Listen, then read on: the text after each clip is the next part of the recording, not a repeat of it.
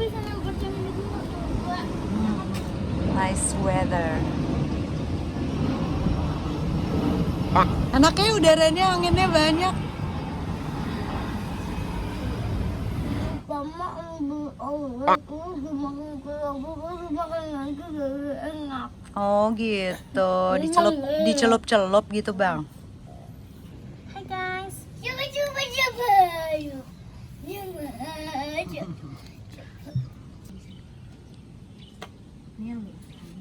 Oh bang. Tapi agak.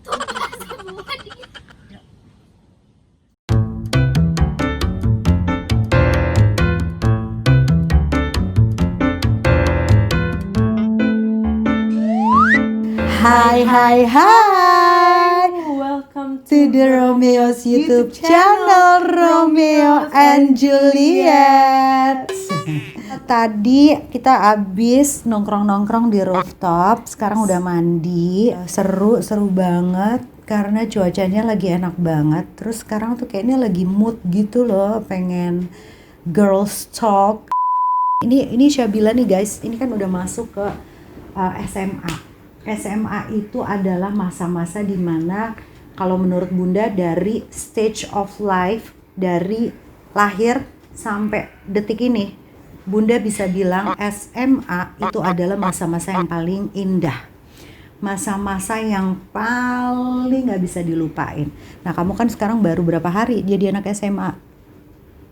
2 minggu ada gak? 2 minggu. Bedanya apa coba? Yang kata orang online. Marah dia. Cuma di rumah. Hai guys, udah. Hai guys, udah. Sedih ya.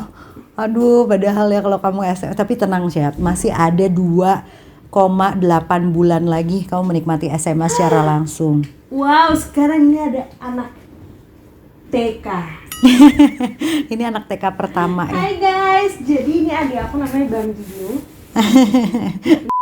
Kamu kan udah main social media, Syabila nih udah punya social media sekarang. Follow ya guys. Nggak mungkin banget kalau kamu nggak pernah ngeliat ada orang-orang di social media tuh yang menampilkan gaya hidupnya yang macem-macem. Tuh umurnya Syabila nih aku perhatiin banyak yang udah fotonya tuh fierce. Jadi mereka tuh fotonya nggak yang Aku enggak. tapi mereka tuh gini miring, gini guys, gini. Iya. Terus ini bahunya nanti agak jatuh dikit, kaosnya tuh jatuhin gitu, yang ininya tuh nanti bahunya dikit gitu kelihatan, gemes-gemes gitu. Terus sudah mulai maju dadanya, terus diem mukanya. Terus kebuka dikit mulutnya gitu. Emang Bunda dulu. Terus nanti miring lagi gini, terus gini.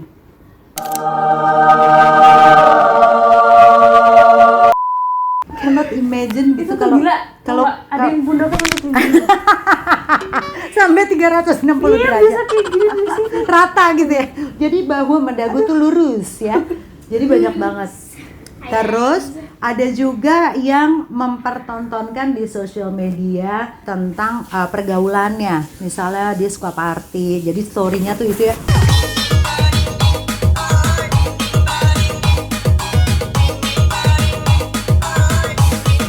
Gitu kan yang pokoknya tiada hari tanpa party. Walaupun pandemi, mereka tetap bikin DJ virtual di rumah. Jadi mereka bikin virtual party bareng temen-temennya di apartemen segala macam, mereka tetap party. Jadi banyak banget rupa-rupa karakter orang yang hadir di sosial media yang kamu tanpa perlu bergaul dengan surfing di sosial media kamu bisa menemukan aneka ragam manusia dari A sampai Z. Kita contohin beberapa aja, tapi bukan berarti kita nge-labelin mereka ya, tapi kan memang banyak banget yang pilihan hidupnya itu berbeda. Jadi setiap orang itu punya hak untuk memilih hidupnya mau seperti apa. Menurut kakak, ngelihat dengan aneka ragam macam-macam orang itu, menurut kakak gimana? Aku pengen tahu pandangannya kamu tuh gimana ngelihat semua itu. Kalau menurut aku terserah mereka, yang penting mereka jangan merugikan saya.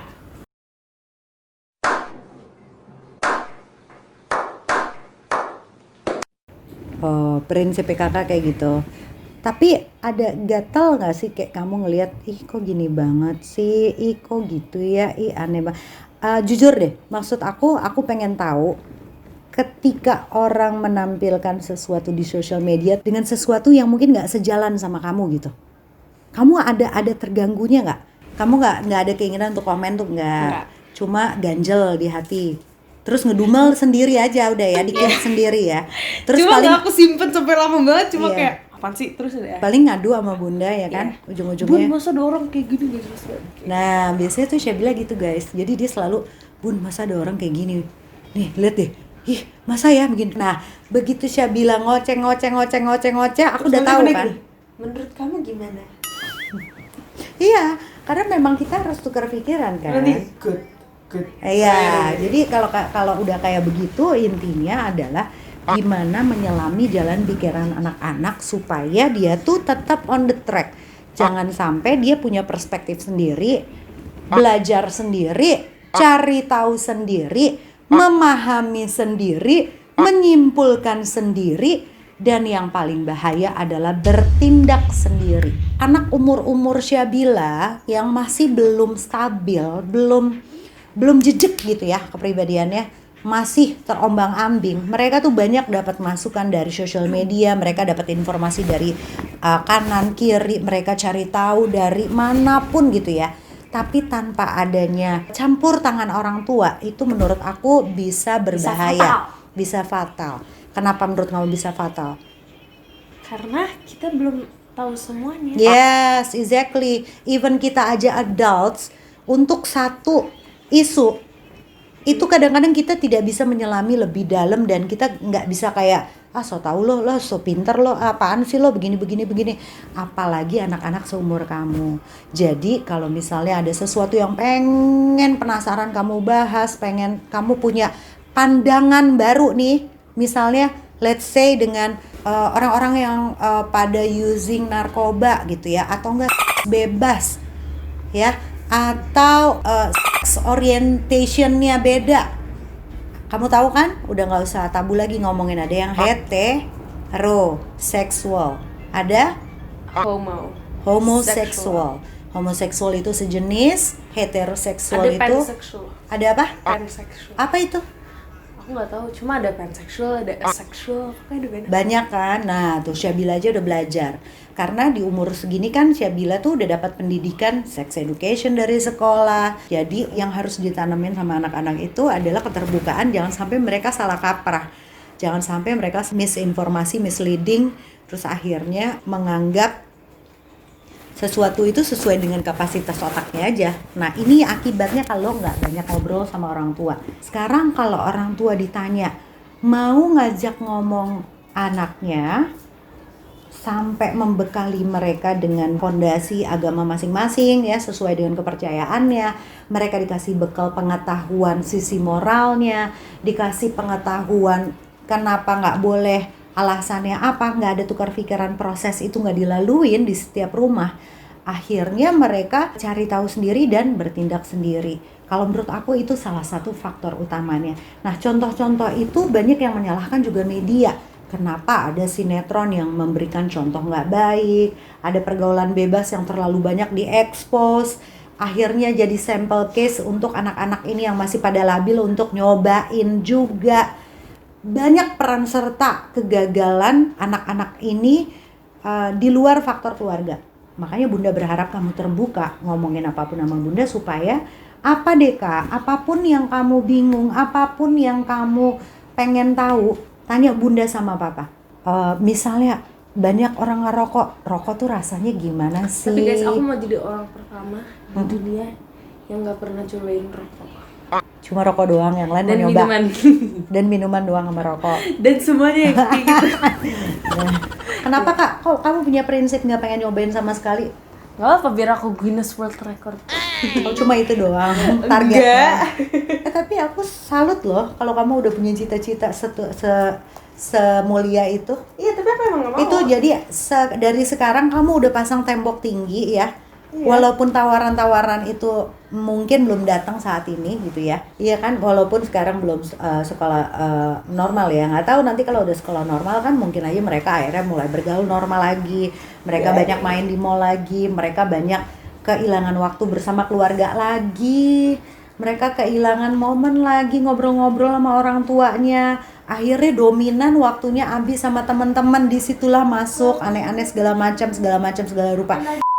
One day kan kamu akan masuk ke fase dewasa ya kak, dimana kamu, bunda sih ngeharapinnya Kalau udah nggak corona.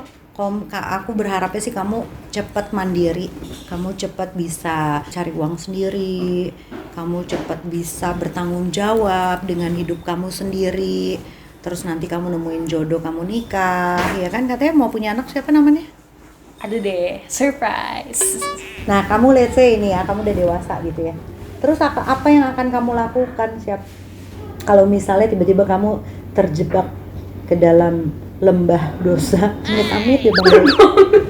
Nggak, maksudnya kamu terjebak, kebawa kan namanya manusia kak. Kadang-kadang iman lagi di atas, kadang-kadang iman turun. Lagi Terus kepin. kamu udah dibekali nama bunda agama yang kuat, udah dikasih tahu, dinasehatin, diarahin segala macam. Ya namanya orang kepleset mah ada aja kak. Apa yang akan kamu lakukan misalnya?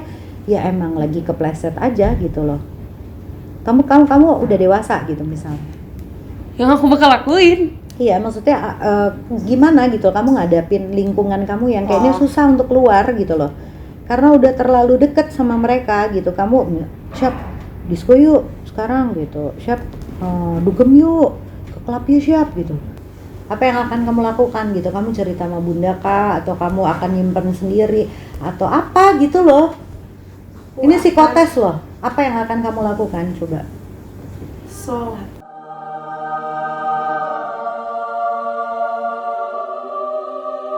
Wede. By the way, aku belum sholat asar. Habis ini ya. Apakah yang akan kamu lakukan? Sholat. Loh, kan kalau sholat itu kamu minum minuman keras, apalagi amit-amit gitu ya, hal-hal yang lain lebih daripada itu kan ibadah kamu nggak diterima 40 hari. Ya tapi aku harus ask for forgiveness lagi. Oh oke. Jadi kamu pengen bertobat. Iya. Tobat itu harus tobat nasuha ya. Sholat tobat tau gak? Iya, sholat tobat. Sholat tobat itu tapi harus tobat nasuha. Jadi tobat nasuha tuh benar-benar sungguh-sungguh dan tidak mengulang. Terus kira-kira kamu bakal cerita nggak sama bunda dengan kegagalan kamu? Bun, oh my god, aku kayaknya kemarin buat salah nih. Kira-kira kamu punya nyali nggak untuk cerita sama bunda? Mungkin. Kalau ke papa? Mungkin. Nah, contoh ya guys, ini anak-anak kebanyakan takut cerita sama orang tua. Karena takut apa? Takut banget. Mungkin. Rata-rata memang anak-anak itu, rata-rata aku perhatiin. Kecuali aku. Mereka tuh jarang yang berani untuk ngomong ke orang tua secara jujur dalam melakukan kesalahan. Syabila pernah satu kali dalam seumur hidupnya dia minta maaf karena dia matiin telepon waktu diizinin pergi pertama kali sama temen-temennya ke mall. Hah? Kapan? Lupa. Gak pernah guys. Kapan kamu mati? Terus aku marah banget marah. Aku bilang kamu jangan kayak gitu lagi ya Syab. Kamu tuh bikin khawatir bunda banget loh. Terus kamu di belakang gini. Oh bukan mati handphone aku. Enggak. Aku pulangnya naik Uber tapi nggak bilang-bilang. Nah itu tuh problemnya. Abisnya Dia nggak bilang guys, dia naik Uber dia sendirian. sendiri rame-rame. Iya tapi kan orang kecil semua, anak kecil semua, nggak ada orang dewasanya. Coba kalau diambil lari sama drivernya kayak apa? Terus baru sampai rumah, baru dia bilang, Bun tenang Enggak, aja. nggak sampai rumah. Aku nggak sengaja keceplosan. Iya, gimana? Soalnya bunda bilang, Kak, ini tuh udah jam 9:30, kamu kok masih belum pulang juga? Terus aku tuh tadi mau bilang, bentar aku belum dijemput, tapi aku malah bilang, bentar aku belum pesen Uber ya. Terus aku kayak, oh no. Terus bunda bilang kayak gini, hah? Uber? Terus aku kayak, hah? Gitu-gitu terus akhirnya aku udah deh ketahuan. Ya kan? Kalau situasi saat itu kamu nanya sama bunda dulu, Bun, what should I do? aku bingung nih karena nggak ada yang jemput aku, bunda lagi ini, Karena aku papa gak lagi mau merepotkan. sih menyimpulkan sendiri, menyimpulkan sendiri, bertindak sendiri. Tapi kan aku memikirkan bunda, gak memikirkan aku sendiri. Salah tapi kan, kamu mengambil keputusan yang salah. Tapi yang namanya anak-anak itu pasti bisa mengambil keputusan yang salah. Dan yang seharusnya orang tua lakukan adalah yang ngajak ngomong. iya, Anaknya jangan diusir dari rumah. yes, atau pergi dari rumah, nyelesain masalahnya Dan- sendiri. Kalau sebagai orang tua, wede soto banget. Kalian tuh seharusnya nih untuk orang tua nggak ada. Nih, talk to me. Jadi seharusnya kalau misalkan kayak punya anak, itu kayak harusnya anaknya tuh kayak kamu harus membuat anak kamu kayak anaknya tuh jadinya kalau misalnya ngakuin sesuatu kayak jadinya dia kayak I can't wait to tell my mother, misalnya kayak gitu kayak oh my god aku nggak sabar aku bakal bilang ke ibu aku. Jangan kayak anaknya jadinya kayak mikirnya gara-gara yang kalian lakuin ke anaknya jadinya anaknya mikirnya tuh kayak jadi oh no jangan sampai ibu aku tahu kayak gitu. Oh, ini kamu yang mana? Yang pertama apa yang kedua? Hah? Kamu yang mana? Kamu yang pertama apa yang kedua? Tergantung. Jadi sometimes, oh my god, I just can't wait to tell my mom. Sometimes, tapi the other time kamu bilang, oh my god, Kalau apa? ibu aku tahu gimana. Oh my god, kalau ibuku tahu kayak gimana? Tuh, kayak gitu. Itulah anak-anak ya, guys. Terimalah itu. Tapi percaya nggak percaya semua anak-anak yang walaupun udah jadi orang tua pasti pas anak-anak kayak gitu kan? Iya. Tuh. Lah tapi itu sih emang ada beberapa anak juga yang memang punya privacy, yang ada yang mau di-share sama orang tuanya, ada yang mungkin beberapa yang nggak mau di-share sama orang tuanya.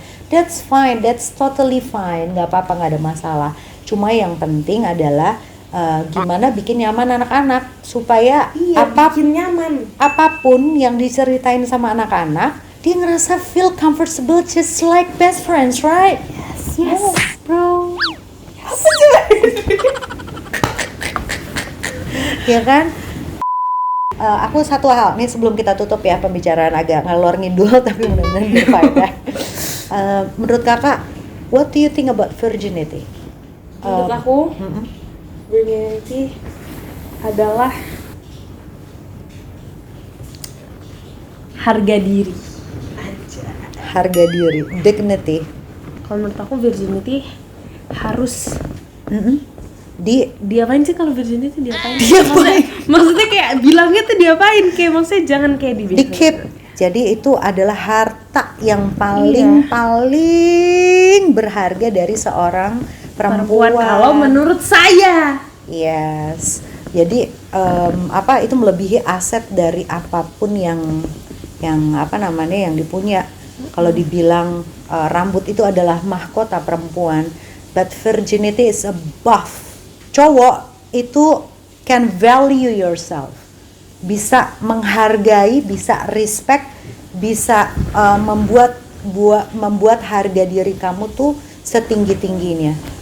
Ya walaupun zaman sekarang kita nggak bisa nutup mata ya, kayaknya virginity is nothing gitu ya. Tapi mudah-mudahan kakak tetap jaga diri, kakak tetap memegang teguh kepercayaan agama kita, kakak tetap memegang rambu-rambu moral kita sebagai muslimah, sebagai orang timur yang tetap jaga adab, ya kan? Terus apa lagi ya isu yang seru tuh ya? Udah kali banyak banget. Iya ya, banyak, nanti Om Eko kepanjangan ya. Nanti aja kita keep ya. Nanti Bunda mau bikin ngoles kakak sama papa, tapi ngobrolnya lebih dalam lagi daripada ini. Kamu kasih pesan dong buat teman-teman kamu di luar sana, poinnya supaya kamu tetap bisa ngerasa nyaman untuk sharing with your parents, nggak salah melangkah, nggak salah. Tapi biasanya making tergantung decision. parents saya juga. Yeah, I know. Just give an advice or tips for everyone out there. Kalau misalnya kalian kayak nggak nyaman ke siapa-siapa, kalian at least kayak tulis di diary. That's Wede. good. Ya kan? Iya. Iya. Kamu punya diary ngomong-ngomong? Punya tapi di notes dan aku lock. Ada di sini. Oke. Itu aja tipsnya. Iya. Oke, itu tips dari Syabila. Kalau tips dari aku adalah setiap orang tua pasti mengalami yang namanya proses pembelajaran. Belajar memahami anak remajanya, belajar memahami anak toddlernya. Jadi saling memahami. Tapi jangan salah Kak, anak juga harus belajar memahami orang tua. Menerima kekurangannya, menerima kelebihannya. Ya udah, thank you for watching nih guys. Sudah kebanyakan ngomong nih kayaknya guys ya. Nanti pada kabur semua kalau banyak nasihat. Kayak nenek-nenek, ya nggak? Bambang closing dong. Dadah. Jangan dadah doang dong, yang panjang. Romeo and Juliet. Dadah Romeo. Romeo and Juliet. Thank you for watching. Gitu. Romeo and Juliet. Thank you for watching. Thank you for watching. Don't forget to like, comment, share, share, and subscribe. and subscribe. See you. Bye bye. Bye bye.